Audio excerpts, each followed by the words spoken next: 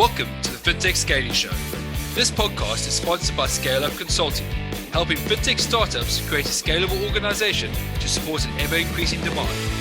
When you're ready to grow, reach out to us at richard@scaleupconsulting.co. Now, over to the show with Richard Doherty, founder and host.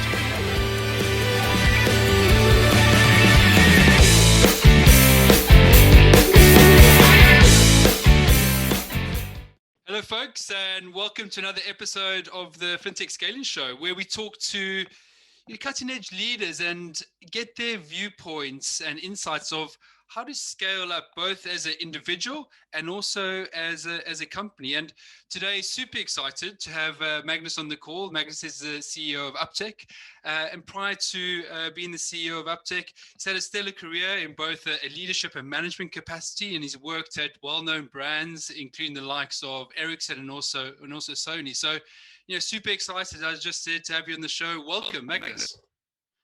Thank you, Richard. Great to be here. So looking forward to it. Okay, brilliant. And before we kick off and get into the meat of the conversation, I just wanted to give our listeners a bit of insight as to what we're going to be discussing today. And we're actually going to be discussing a really important topic, and a topic around confidence and competence. Because as you grow as a leader and as you move forward and grow as a team, you really need to figure out how to move your confidence up a level. So when you hit in those potholes or you're trying to jump over those hurdles, you actually do it rather than dither and sort of wait for things to happen. You're the cause, not the effect of your situation. And also making certain that as you build out your team, you don't just throw things at them, but you also realize that they have and trust that they have the competence to do the job. And if they don't have the competence, you train them up so that they do have that competence, so that trust and also their acceleration off the back of that, their knowledge is really helps you towards your mission, and obviously your ideal scene as a founder, leader, and executive in a company. So, super interesting topic, super important topic as you move forward to your ideal scene. And let's bring Magnus into the discussion now, and let's kick it off with I think, let's kick it off here where I'd like to know from you, Magnus. I mean, you've worked at big brands, as I've mentioned, and obviously you leading quite a big project right now and scaling up in Europe and also the US with Upptec. So, what do you think, or how have you built up your confidence and self-confidence in yourself as a leader over time, such that when you hit those potholes or when you see those hurdles, you're able to navigate your way through them on a consistent basis? Yeah, that's a really good question. And going back to myself, I mean, I have a background from other industries. Going into this journey was a lot of unknowns, and of course, for me, essentially, it's for me to have the confidence of heading this journey is to dare to trust the challenges and challenge my capabilities. So I need to trust my capabilities. I need to be able to challenge them. I need to be fully aware that I will get to crossroads where I might not know the answer, but I need to rely on that and also learn on the road. So it's really the two, but both trusting my capabilities, but also being humble about I need to kind of adapt those at any given point. And you mentioned challenge your capabilities, learn on the road. So if you are challenging your capabilities, how do you go around that? Is it let's leave it broad. How do you challenge and look at your capabilities? Okay, I need to maybe make a shift here, or get some help there. Yeah. To give an example, I have walked in the corridors of the multinationals for the main part of my year, learning the tips and tricks. So that's kind of the legacy of my capabilities. Going to a startup scale-up scene means that you are playing the game in a different field. You don't have the assets, you don't have the resources around you. And you will not get them. So you will be faced a situation where you don't have the infrastructure, and then you need to kind of find ways to get access to what you need to add in that split decision. So it's being a bit more lightweighted, not having your full library, but knowing that you need to kind of take some decisions down the road, but also being humble that just take a new decision maybe one day later. And having this outlook on entering into new worlds and new challenges, how has that built up your confidence? So when you are faced with a decision that you need to make now, you go, okay, I've been there. I know I need to make a call. Yeah, I'm going to make this call, and we're going to go along that path. How's that confidence in yourself sort of built up over time, so you're able to get to that decision point earlier and quicker? I think what was the key point for me to be able to have the capability to take those decisions was also to really understand that the decision we take as a small, fast-moving scale-up, you also have the ability to take a new decision very fast. If you compare it to the corporate structure, if you get a board decision, to reverse that is a huge undertaking and will require to just kind of accept that if it doesn't go right, I can easily just make a new footprint and just reverse it. And that helps me a lot in the situations, just freeing myself and just leaning on my capabilities and take the decision. And how does the confidence in taking decisions impact your team? So how does it sort of show them the way of how to lead by way of example? I think my perception is that the team gets courage. They know that they are also empowered. They know that they can also correct themselves. It's not a huge thing if they take a new decision the day after. And with having this as the way of doing things, you also get speed. You get a tremendous speed, and you both individually and collectively to take those decisions. And if you take the wrong decision as a member, that is not reflecting on you as a team member. Just that you will make a new decision. So the speed you will gain. So you're building up by being confident, you're able to take decisions. You're also able to impart that knowledge and leadership on your team. Your team's able to then become confident, empowered, and make their own decisions as they move forward. And as you're building up confidence in your team, how do you say to them, you guys are doing some incredible stuff. I mean, we know that you're doing some, moving to the US, which is pretty cool. But how do you say, you sit back and go, fuck, we are really good. Have the confidence to go out there and tell people that we are really good, and give them the story that enlightens them in such a way that attracts them into our world, and also gives you as a team the confidence to continue doing what you're doing. Yeah, I think that is one part of the challenge for us as a disruptor. A lot of young, super smart, super agile specialists know they're expert of fields. And they are we are so focused on our disruptive, innovative journey. And I think what I always say to my team, I wish that everybody could see the response from the customers, how they are amazed and how awesome they think it is, because I try to kind of expose them to the outside view of Upptec. And I think we are very much kind of on a journey there. So we still haven't really, I think our self-image can be even stronger, but it comes from this innovation where we are so focused on this one. So I think that can always be, but that's a journey.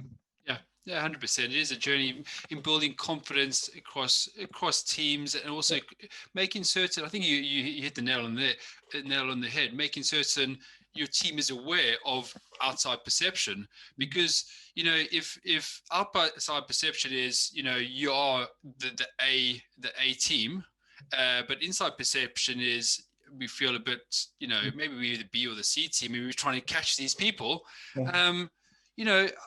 In a way that might impact some culture, might impact the way you deliver, right?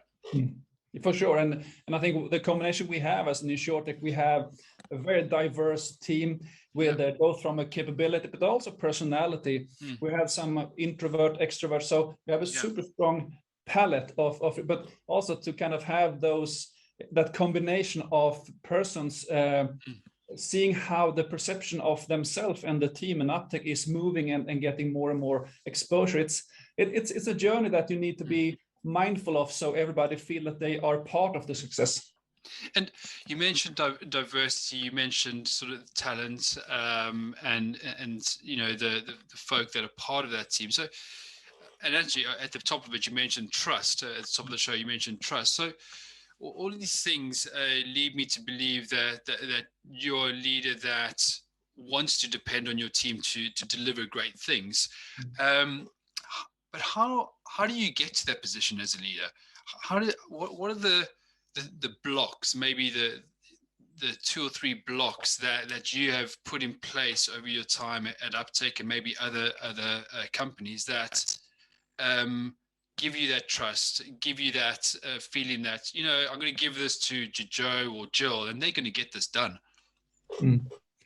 For us, it's, I mean, just to give you an understanding of the journey, when I joined Upptec, I was the 9th person coming into the team. Now we're 40. We were in 1 market, now we're in 17. So this is really exciting, and we're still in the start. So success is different. And at that point, when we were just enabling people to in the team to collaborate and create success, and even in doubts, and when the team is kind of having the headwind in the face, just pushing on, giving directions, supporting them, and also clearing out hurdles to make the team make the wins. And when the team get great success and they get the winning, then they get one step ahead in their self-belief and their confidence, both individually. So, and then of course down the road there are bigger problems, and we fail with stuff constantly, but that you need. But also, don't take it too hard. Be proud when you win, learn when you lose. And you mentioned supporting your team. So, you know, how do you go about supporting a team? I mean, it's a growing team, right? So there must be new faces every week, if not every week, every month.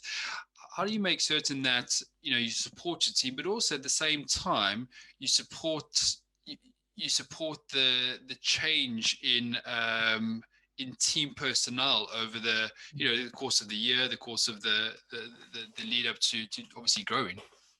Yeah, that's really the key there for me, is to help the team to understand where they are, where the customers are. We are a small company when it comes to our customers, which are the insurance companies, but still we feel like we are on par with our customers from a capability point of view.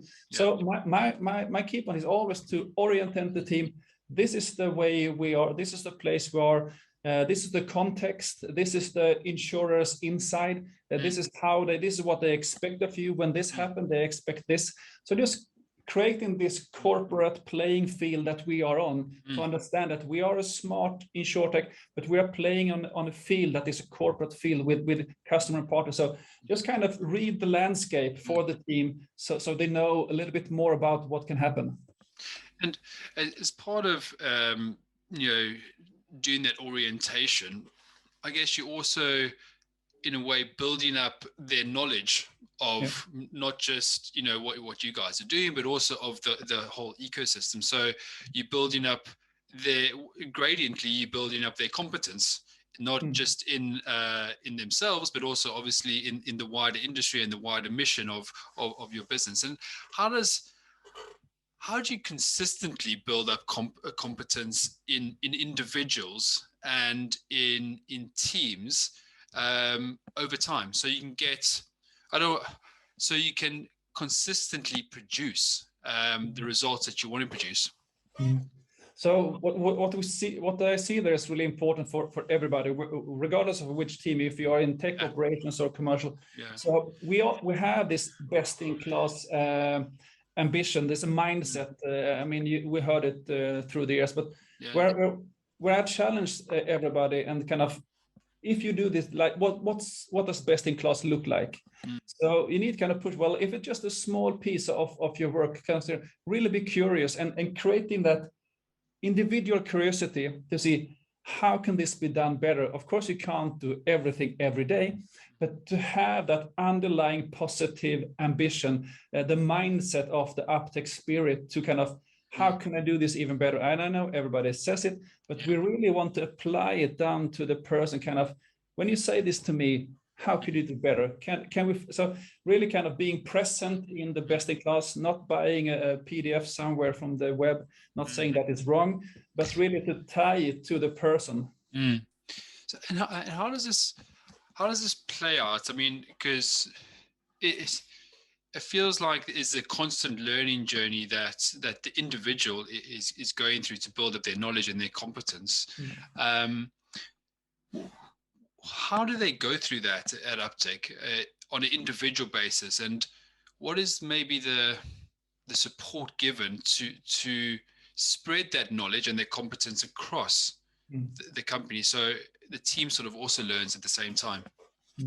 No, I think what we do is to have the constant push and pull presence. That so from being orientating the team and everybody, this is where we are, this is the playing field. Next year, the playing field will look like this. So giving them an understanding of the horizon, where they will play next year, and also where they will be playing in the game at. So that's creating the kind of the awareness, the sense of urgency, because then we also make a direction with this development. Wait, I need to know this because I will be playing left wing attacker next year on this left. So I need to learn how to score or whatever. So it's just kind of creating this kind of horizon with the context that makes it understand why I need to do it. And that's, of course, is very individual, but it also going down to you as a person, kind of where am I right now? Am I in a state of mind, in a place in the life where I'm a super adaptive, or sometimes lives happen and you kind of, right now I just need to take care of the family, so we can kind of step back. So it's not that we push it, but we kind of nourish it, and when you are on that kind of position that you are responsive, then you can just accelerate, and then you can take a step back. So it's not that you are expected to do it like a program. Yeah, well, that's interesting. You say, you know, you as a leader and as a CEO, and obviously as a business, you take the view of the individual, because you mentioned a number of times, but you also take the view of the individual's life. And where they are, because you know, someone might be pregnant, or they might be getting married, or you know, whatever it could be, and that obviously dives into culture, and how, you know, how does that play out as you build that culture, and you build that I guess connectiveness across individuals, that you say, listen, I get it. You know, you are getting married next week. Your life is not going to be focused on you know getting X, Y, and Z out. Maybe take a back seat. How does that play out in scale up, where you know time is critical? For us, it's the spirit and the culture is to be very ambitious, but also be very caring. So we care a lot about each other, because we know we're a small team, and even though we are more. So for us, we always help each other. And if somebody kind of raises their hand, now I need to go to the kindergarten this week, then you just pitch in, and then you help that person. And then the person, of course, so you build this connection and support and the trust between you. It's not like, so I think that has been in the spirit since Upptec started. We care a lot about each other. We have high demands, we challenge each other, but when you need, when life calls on you, we help each other. And I guess this again comes back to your trust, your dependability, and pretty much all that you've been saying, individual, looking at the individual. And again, we'll come back to the first thing I was saying. This builds confidence in a way that, you know, you are telling people, by the way, we have confidence in your ability. You can go off and, you know, pick your kid up, or, you know, do whatever you need to do, but we know you're going to get this done, right? Yeah. And we see that when people joining in Upptec might be not too common with this approach, And I just assure them that just join the flow, find your space, and as soon as they are in this position and the team takes care of you, helps you, supports you, that investment goes both ways, and then you start to build a trust. So as a newcomer, they will help me if I fall. They will pick me up. They will of course require stuff of you. So we're ambitious, but I think that's really important in the team we are, because at the end of the day, if you feel that you have the trust and you feel confident, I think in the trust and in the security, you will have the kind of the spirit of innovation. Well, yes, 100%. And I guess part of all of this is communication, because without communication, stuff going out, all what we're saying is not going to really happen. And as you've scaled and as you've sort of walked through this journey, how have you mastered communication? And let's actually knuckle it down. How have you made certain that your team and your ecosystem is fully aware of what's going on and what's required?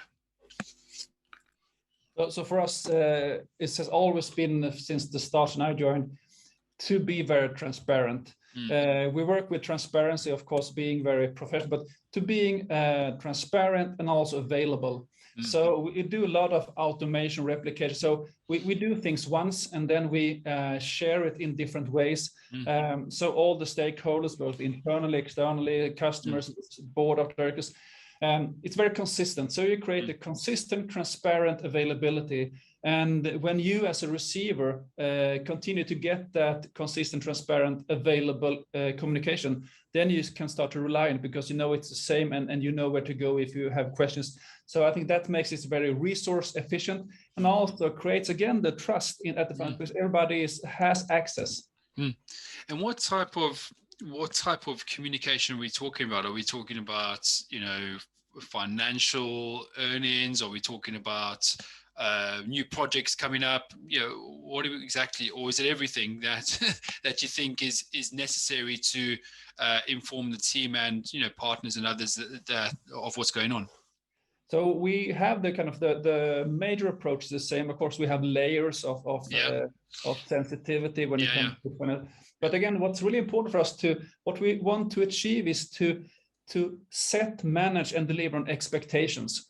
If it's a new product, we need to have a consistent, transparent communication through the product development, to the marketing, to the customer, to see that we, of course, on different layers, but still are on the same spot when it comes to what can I expect from Upptec.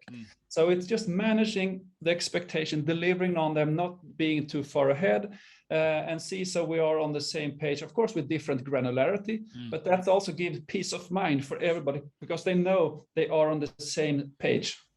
And just taking another sort of direction here, what happens if, tomorrow, for whatever reason, there's no communication, or there's limited communication, or there's communication that is maybe out of sync or out of process?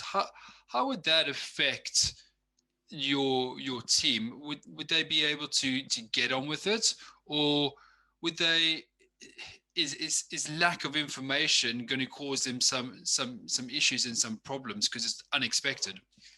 Yeah, I think what I can foresee is if that would happen, then the availability alert will go on, and being very, very curious team. So they will start to search for it physically. So I can envision myself that kind of the workspace being very busy, searching for that data or inference that you usually get. So just let's say with the soccer, when you have the small kids run everybody on the ball, I can see that kind of going on. So a bit of chaos, right? Yeah. So it will be very searching because you're used to get it. So that will be the price for that you will have the availability constraint. So I think it's an important point, because we've mentioned trust, dependability, we've mentioned competence, confidence, and then we brought communication into the conversation. And communication cuts right through the middle of everything, because if you're doing all the other things but you're not communicating, there's going to be chaos, right? Exactly. And we don't want chaos. We don't want under 5 football team looking No. for the ball, right? We want a well-oiled machine, like, I don't know, Arsenal or Liverpool, whoever's doing quite well right now. Because it's the same. Because if you, I mean, it's quite a good analogy actually. I mean, I'm a Liverpool supporter for my sins. Sorry to those people that don't like Liverpool. But you know, if you look at them 20 odd years ago, they were chaotic. You know, leadership and management chaotic. Then when Klopp and sort of the US guys came in, you know, there was good structure brought in, good communication outwards. And that led them to an equal playing field, and you know, obviously to the Premier League title. So I think there is sort of comparisons to what you say, and also to maybe a more visible sort of case study. Oh, I fully agree. And you know, as you go through this journey, what do you, if you could pick out 2 or 3 things that that you feel are important for our listeners to understand and really implement to make certain that they can become more confident in themselves and lead their teams more confidently, what are the 3 things that you think would help them get there? I think from starting point, if I go to Upptec and myself, it's to understand that you need to have a direction where you're heading, and at the same time know that you might need to go ahead of plan, and you might need to maybe sometimes stay a little bit longer in one space to have that adaptability to really go with the flow and go with the company, go with the market. Still pushing, but don't run too fast. If you stick to the plan and you feel that the team is not with you, then you need to be mindful of making sure that the team is, because if you break the rubber band, it's difficult to fix it. Yeah, totally agree with that. Very, very, very, very good points there. And as you look, as you look to the future, and you look, beyond 2021, believe it or not, and into sort of 2022. What do you see as? What are you asking yourself as a leader, as a CEO, and what factors are you considering to make certain you achieve whatever you set out to achieve in 2022 and beyond? Yeah. So my top concern is really to kind of continue to nourish the momentum we have in kind of to how do we kind of continue to scale up? How do we scale up culture? How do we scale up capability? How do we scale up commitment? And I mean, I've been in so many different size company, and we're all the same human beings. It's so easy to get kind of a size disease, so you fall into behavior unknowingly. And that's my concern, to keep the fast-paced mentality and scale up and still keep the Upptec spirit. Nice. And obviously part of this, we've dived into certain parts of the next question, but I like to ask it anyway. And as a leader, we all like to self-educate and get knowledge and continuously get new knowledge as we build up and scale up ourselves. And as you move forward, what are the things that you're listening to on podcasts or books that you're reading or YouTube channels you're watching that you think would be beneficial to our listeners? At this journey I'm in right now, it's I read or listen to a lot, but a little. So I'm super curious. I scan, I move around. I try to be in many places, just around. And when I find something that can make relevance, I do deep dive. So I try to be very movable and not sticking to one podcast or so. So I'm a little bit of kind of a moving target there, just to make sure that I'm exposed. Yeah, brilliant, and that's a good way to look at it, right? Because the more information and the more knowledge you can glean from different medium, whether it's podcasts, YouTube channels, or books, the more you obviously going to build your knowledge, and you can impart into your team and what have you. Yeah, sure. So, I think we've dived into some really interesting topics today, and for those listening, there's actionable takeaways in this. There's information on, or there's data on confidence. There's data on competence. There's data on what to do with your team and how to build them up and really empower them to lead you and your company forward to your ideal scene. So listen to it, take notes. I always like to say take notes and action. The podcast is about taking action, so take action. And if you have any questions, reach out to me at richard@scaleupconsulting.com. Happy to answer them. I'm also happy to get Magnus drop Magnus an email and get him to answer some if required.